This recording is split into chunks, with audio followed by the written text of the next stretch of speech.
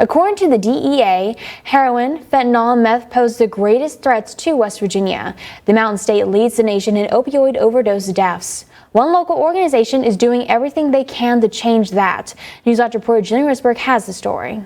Bryan's Safehouse is kicking off its annual spring banquet and fundraiser on April 20th, 2024. According to co-founder Leon Brush, two kinds of people attend: those who've been influenced by addiction and found a way out of it, as well as the primary thrust of the banquet, the sponsors. So we can receive funds from the community and sponsors that care about the ministry of trying to save lives from hopelessness that they have experienced.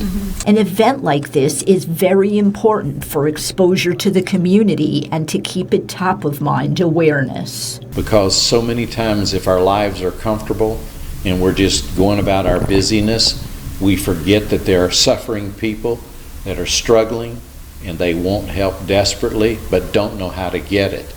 And so the banquet is a vehicle for us to be able to get the message out that there is hope. The dire drug crisis in West Virginia that has not subsided, and according to Leon, is actually getting worse.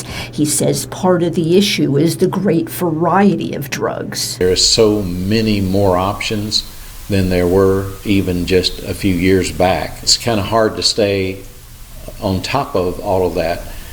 Medically speaking. Once someone gets hooked in the spiral of addiction, they lose their capacity to overcome it because it's not a willpower situation, and then that multiplies as well.